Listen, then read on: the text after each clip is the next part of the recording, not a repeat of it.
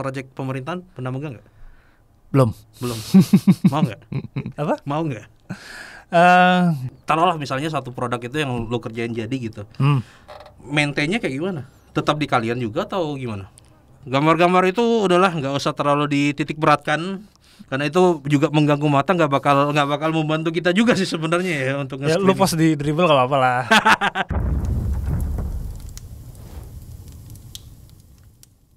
Jadi hari ini saya datang lagi sebagai seorang narasumber yang megang duit banyak. Hah? Oh iya, salah. Gua. Iya bener ya. Saya sebagai hostnya. Dan saya hari ini kedatangan seorang, tentu saja anak band. Profesinya Anda gitaris ya? Bapak band. Oh, bapak band. Berarti lebih senior. Dengan bapak siapa? Ya Anda lah. Oh, gue harus memperkenalkan diri sendiri gitu. Jadi beliau Bung Raga Dipa. Dari band, dari bandnya kebetulan udah bubar. Tapi bisa ditonton masih video klipnya di YouTube. Anjing. Dia serius loh. Padahal sebenarnya ini gue ngundang dia sebagai UI UX designer UX designer Pak. Tapi yang beda kali ini karena lo datang di sini sebagai UI UX designer yang berangkat dari industri software house ya kan? Iya. Ya nggak salah dong ya. Project base. Jadi kita akan banyak berbicara tentang project base di UI UX dari project base. Getar apa gimana sih? Kayak kaku banget sih. Iya kan udah. Mukanya aja nggak berubah ya tadi. Enggak Pak, udah 2 minggu nggak syuting Pak. 2 minggu kumpul sama keluarga itu nikmat banget. Oh, family man.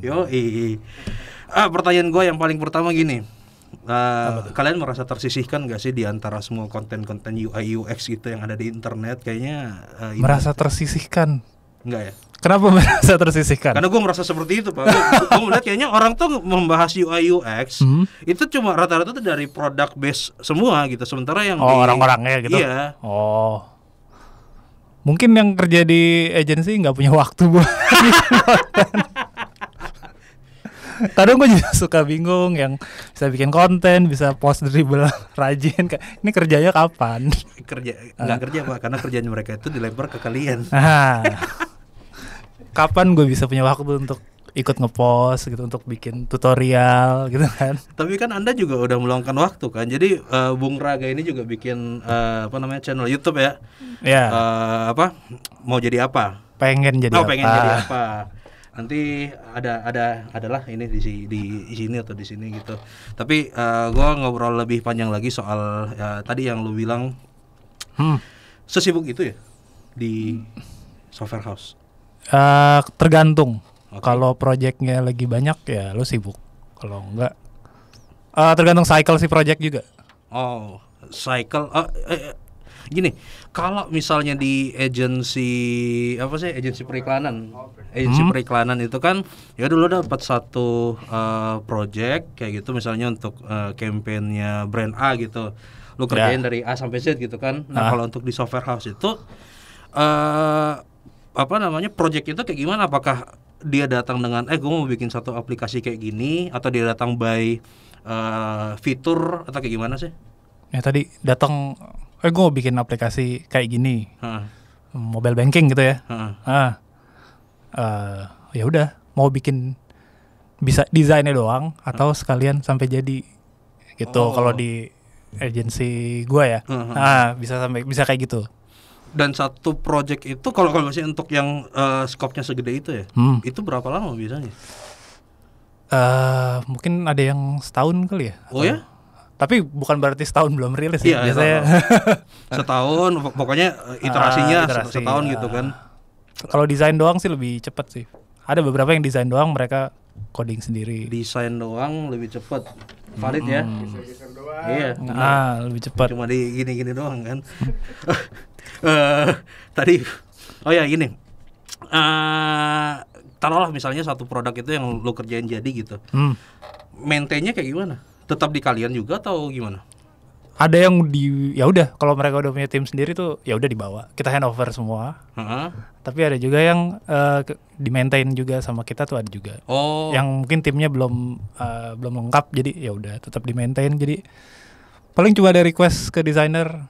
Ini kita ada fitur tambahan payment pakai wallet Pak, tolong didesainin gitu. Oh, dan gini.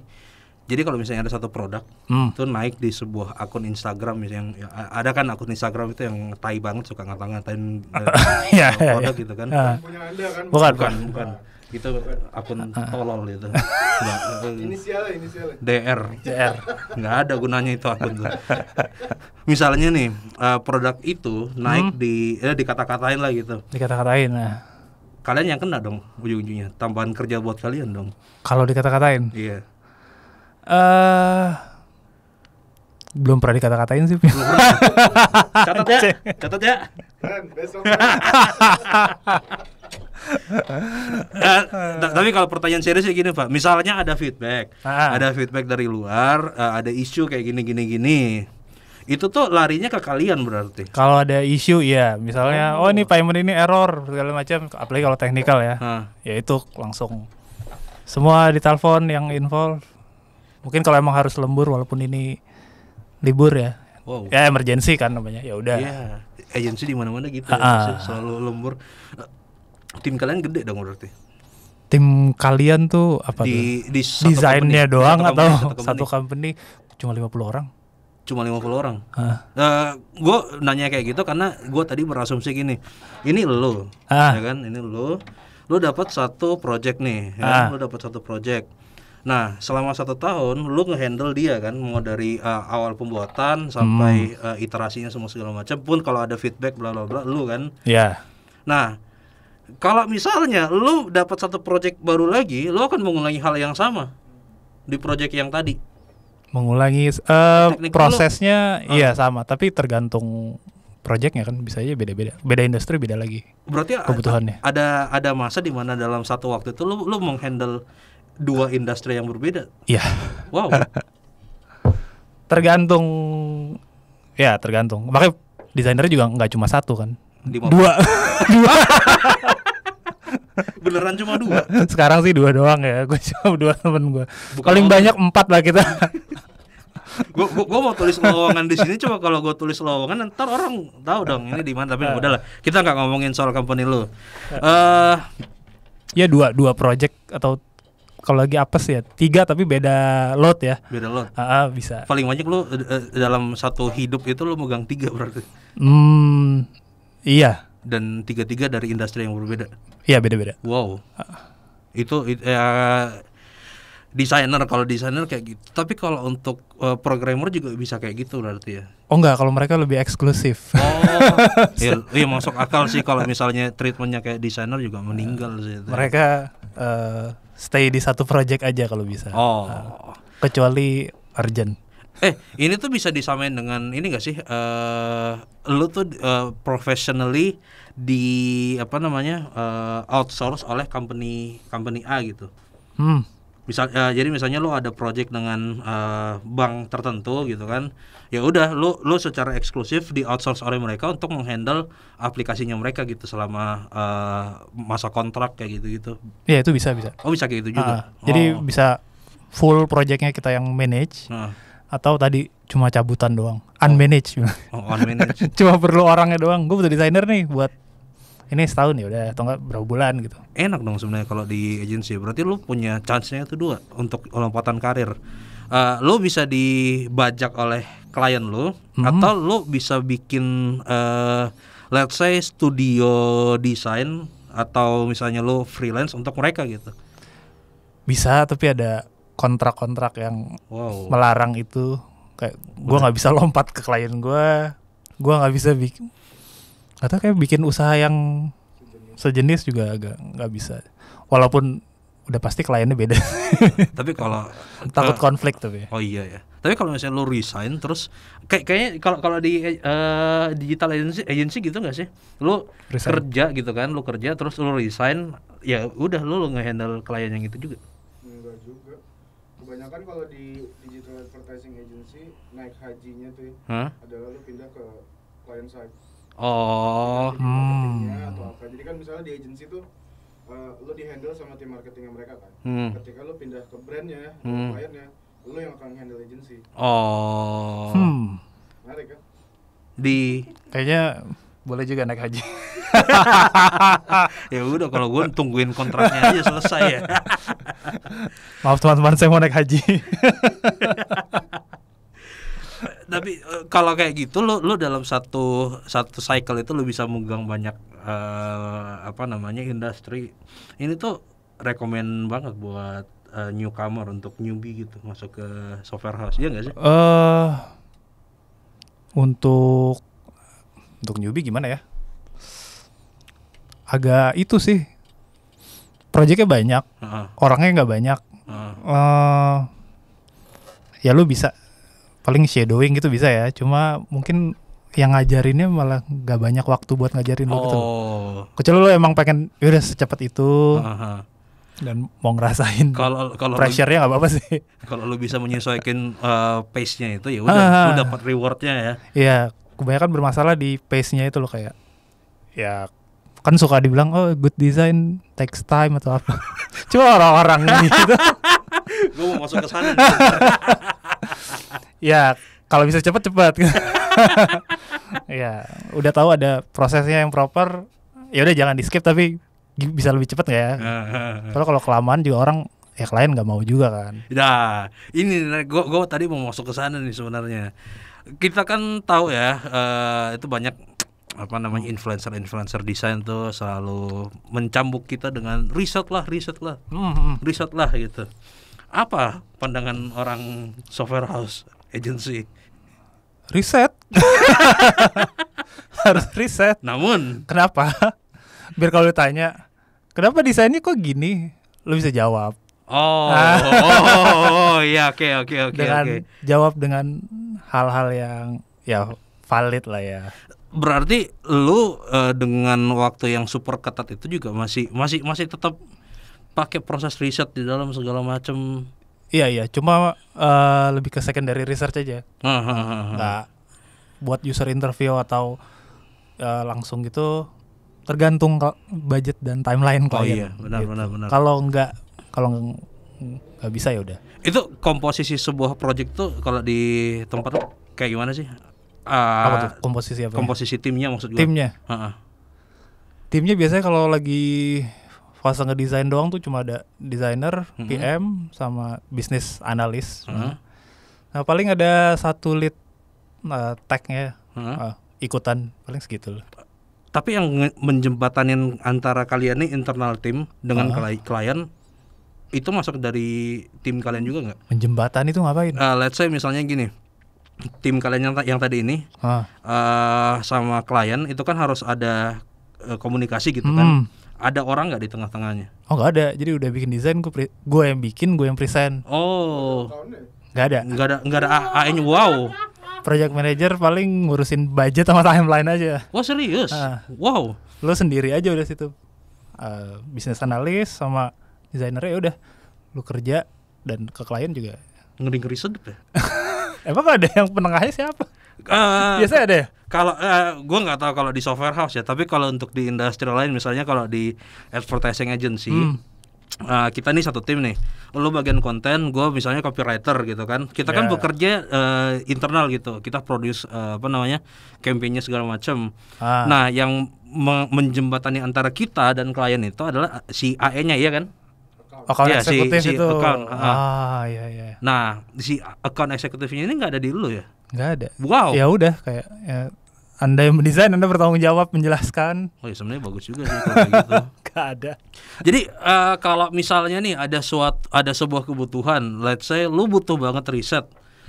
Terus dari resource yang ada, entah itu dari budget segala macam, itu nggak mencukupi. Lu mau nggak mau juga harus komunikasi sama kliennya dong, bos kita kayak gini gitu. Iya. Dan yang ngobrol itu bisa aja lu nggak harus lead lu ya. Enggak. Jadi paling biasa sama tim tadi, desainer sama PM paling ngobrol, terus ya udah kita ke klien kayak, wow, perlu sedikit ini untuk dapat data ini, atau kan nanya lu udah punya belum? Kalau mereka udah punya, oh ya udah kita pakai itu aja. Kalau belum punya, lu sorry Pak, berapa tahun di tempat ini? Software house. Sebetulnya nih kantornya gue cuma ini doang. Oh, udah cukup lama berarti ya? Baru 4 tahun kok. Baru 4 tahun. Baru 4 tahun. Baru 4 tahun ini, kalau gua bisa bilang, lu nggak cuma punya skill desain doang berarti ya, skill negosiasi juga udah dapet. Kebetulan tuh di kantor ada kelas negosiasi. Oh ya? Langsung diajarin sama chairman-nya. Oh. Dia buka negotiation class. Nah, jadi kalau mau berarti gini sih kalau gue bilang ya, sebagai seorang desainer, apa nih? bentar baterai gue habis. Sebagai seorang desainer tuh skill negosiasi juga penting banget gitu berarti ya.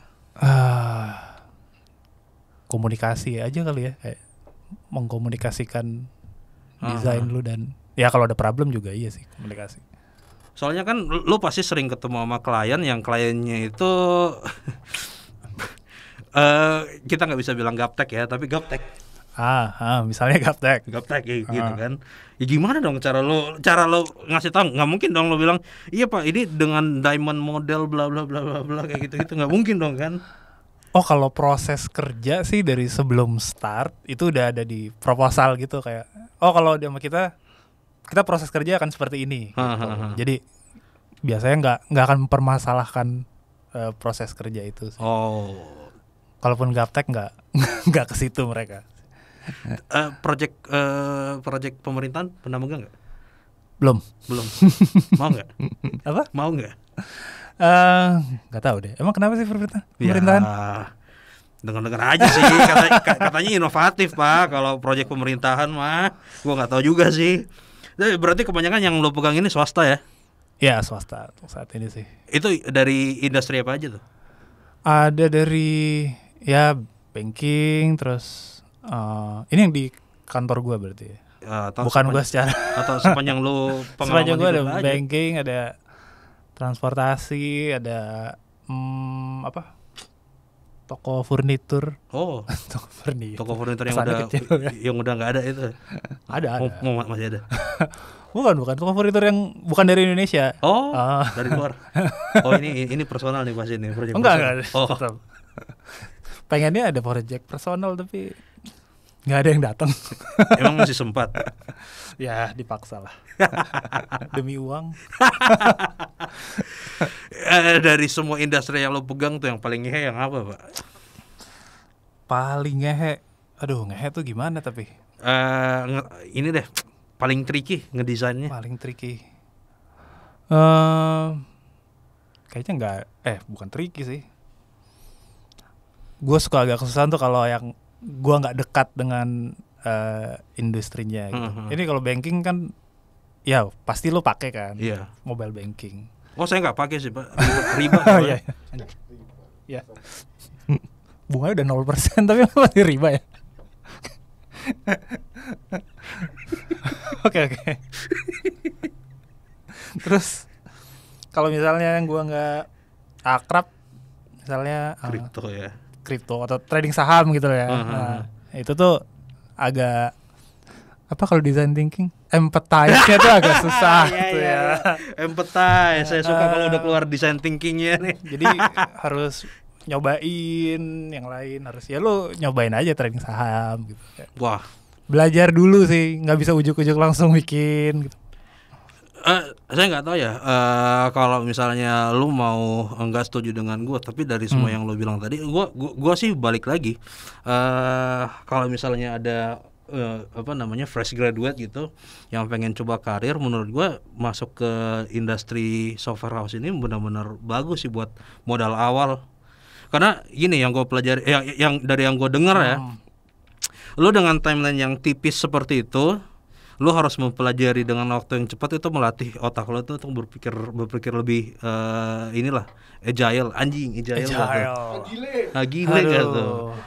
Terus kemampuan soft skill lu nggak cuma geser-geser mouse doang gitu, lu juga bisa negosiasi. Lu bisa latihan komunikasi. Soalnya gue lihat kalau desainer junior atau ini desainer baru gitu ya, yang mungkin level middle juga kurang lebih sama sih, nggak bisa ngomong. Anda tolong hati-hati kalau ngomong. Maksud saya kalau ngomong itu Lepotan. bisu. Kalau ngomong malah bikin desainnya udah bagus jadi nggak meyakinkan gitu. Pas lihat sih gue bagus pas dipresentasiin kok. Ada kayak malah gitu. jadi ragu. Mendingan lu diam deh. Ya dulu mungkin bisa jadi gue gitu juga kali ya. Ya semua juga pasti berawal dari situ gitu.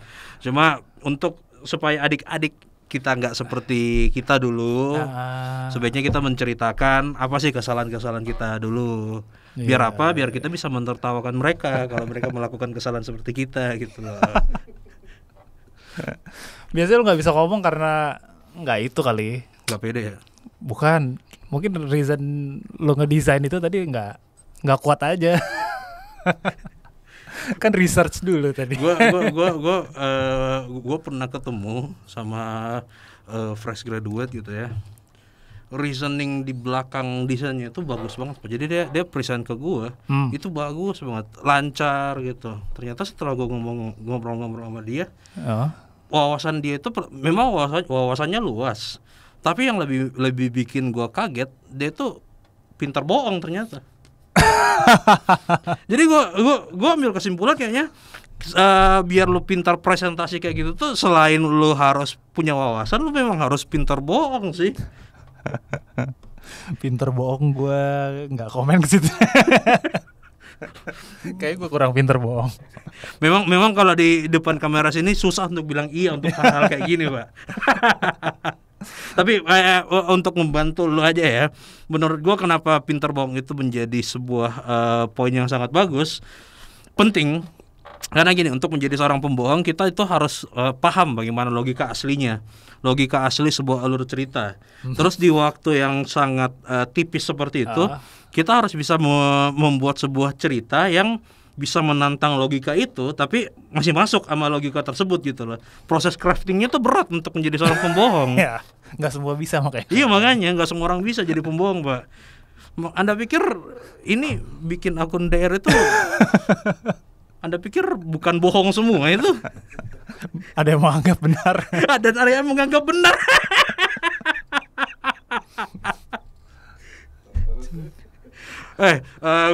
Gue mau nanya, Pak. Ini mungkin untuk kalau kita lagi ngomongin soal ini kan si teman-teman fresh graduate. Kalau misalnya mereka lu nih sebagai user itu yang mau menginterview mereka, itu tuh CV kayak gimana sih yang atau porto kayak gimana sih yang bikin lu tuh tertarik buat dilihat gitu. Tapi ini nyarinya junior jadinya ya. Junior ya, Pak. Biasanya gue cukup banyak lihat CV. Pusing ya? Gue nggak pernah notice mereka kuliah di mana. Karena pendidikan gue juga nggak nyambung kan ke sini. Ya menurut gue field ini cukup open lah buat orang dari manapun. Ya jadi gue lihatnya ya udah ya portfolio misalnya, ya lebih ke portfolio. Terus di portfolio itu isinya ada apa sih? Apakah cuma kumpulan dribble shot, gambar-gambar isometrik gitu, atau cuma apa onboarding screen, ya, atau misalnya ada bukan study case apa ya? Oh mungkin dia ngeredesign app apa, fiturnya satu aja fiturnya gitu. Itu menurut gue lebih menarik sih. Tapi dengan apa ya? Problemnya juga valid kayak. Oh di fitur ini gue nemu problem ini, ya dari situlah terus dia bikin satu cerita sampai akhirnya ada resultnya jadi gue ngeredesign jadi seperti ini dan nyambung semua ya kalau itu bisa sih. Terlepas itu bohong atau enggak ya? gue nggak tahu juga kan bohong apa enggak. Iya, benar. Maksud gue, lu ketika membaca sebuah case tadi, lu itu nggak pernah mempertanyakan ini valid apa enggak. Yang penting lu lihat bagaimana kerangka berpikirnya dia gitu. Iya. Kadang lu nyari problem bilangnya dari Play Store atau App Store juga cuma screenshotan doang. Kan lu nggak kasih link. Benar. Ada satu produk gitu ya. Ada satu produk yang katanya ini dibikin berdasarkan kendala dari marketnya mereka gitu. Kendala dari marketnya. Coba lo lihat 3 kendalanya ini. Apa kendala ya?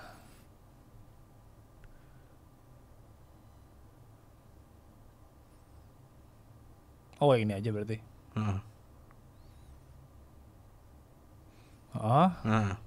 Jadi di sini katanya aplikasi ini tuh dibikin berdasarkan satu kendala yang dirasakan oleh marketnya, kerepotan dalam mengatur langganan internet, kurangnya akses ke bla bla bla. Nah, gue ketika melihat case tadi seperti ini, gue tuh mempertanyakan validitasnya sebenarnya. Emang beneran ini si ininya marketnya tuh merasa seperti itu gitu loh. Kalau lu ketika melihat CV-nya, lu sampai melihat ke sana nggak sih? Kalau tadi untuk junior enggak. Oh enggak. Kalau senior ya. Ya. Tergantung juga kalau nggak ada yang bisa dikulik lebih jauh lagi ya udah. Tapi kan makanya di interview kan lu bisa tanya di situ lah.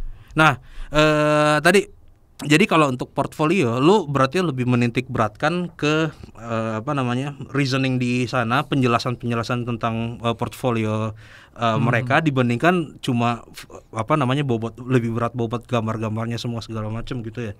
Iya. Nah, gitu ya adik-adik. Gambarnya udahlah itu. Adik-adik iya benar. Gambar-gambar itu udahlah nggak usah terlalu dititik beratkan. Karena itu juga mengganggu mata, nggak bakal membantu kita juga sih sebenarnya ya untuk nge-screening. Ya lu post di Dribbble nggak apa-apa lah. Tapi jangan biar masukin bagus. ke CV ya. Iya, additional ya. Asal lu punya yang lain nggak apa-apa, masukin aja. Oke. Nah, sebelum gua tutup ini pertanyaan gua yang terakhir nih. Pertanyaan terakhir. Ya, sebelum kita ke episode selanjutnya. Oke. Apa sih kira-kira yang perlu disiapkan oleh adik-adik ketika mereka mau masuk ke industri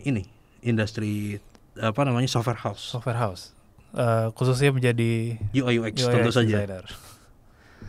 Ya ini cukup terbuka untuk adik-adik dari jurusan apa saja ya. Udah banyak bootcamp. Kenapa ketawa sih? Banyak tutorial di YouTube itu atau enggak kalau menyebut ya udah itu lain nggak apa-apa ya. Nggak apa-apa. Gue sangat merekomendasikan si Halo Designer sih. Itu dia walaupun gue bukan gue tetap lihat produk-produknya dia tuh bisa mengajarkan dengan sangat runut dan gue rasa buat yang baru mau masuk pun bisa. Iya, dan bahasanya Halo Designer memang lebih mudah banget dimengerti. Iya, karena kebanyakan tutorial mungkin bahasa Inggris. Iya benar. Tapi gue ya kalau bisa bahasa Inggris. Karena tadi ilmu-ilmu dari situ bahasa Inggris. Terus ya kalau bisa lo jadi orang yang open minded. Lo harus bisa menerima feedback. Nah, seburuk apapun feedbacknya dari siapapun, setengah kompeten apapun orang itu, gue dikasih sama temen gue ya. Kadang gue suka agak bukan batu ya kayak gue idealis lah. Bukan. Kalau emang orang yang nggak terlalu bukan kapasitasnya, terus feedbacknya nggak terlalu oke, gue suka lanjutin. Tapi ternyata kata temen gue nggak usah, bilang aja noted pak. Oke, note gitu. Kata kuncinya itu ya. Not tuh lo nggak iyain tapi nggak enggain, tapi lo menyudahi. Yang penting dia puas aja gitu. Debat yang tidak perlu itu. Jadi selain mendesain itu sih. Soft skill kayak gitu ya pokoknya ya. Jadi kayak gitu adik-adik, kalian semua siapin aja semua hal-hal yang perlu dari saran Pak Raga tadi itu. Pertama ya banyakin aja di bootcamp konten-konten, belajar dari luar lah gitu. Ada konten bagus dari Design Ren. Kok Design Ren? Oh bukan ya? Bootcamp lagi. Oh, bootcamp ya. Gue juga gak merekomendasikan. Gue gak merekomendasikan satu bootcamp juga sih. Gue gak pernah ikutan. Anda nggak gini Pak. Pertanyaan terakhir, Anda lebih merekomendasikan newcomer ini untuk belajar dari desainer atau Halo Designer, Pak? Dua-duanya. Halo Designer untuk belajar cara desainnya, desainer untuk secara mental. Karena kalau sebagai desainer, semua orang yang ada di kantor lu merasa bisa mendesain. Bohong. Ya udahlah, kalian di Halo Designer aja, jangan di desainer ya, jangan dianggap serius omongan saya. Kita udahi dulu podcast hari ini. Selamat pagi Pak Raga. Mari kita balik. Yep. Thank you.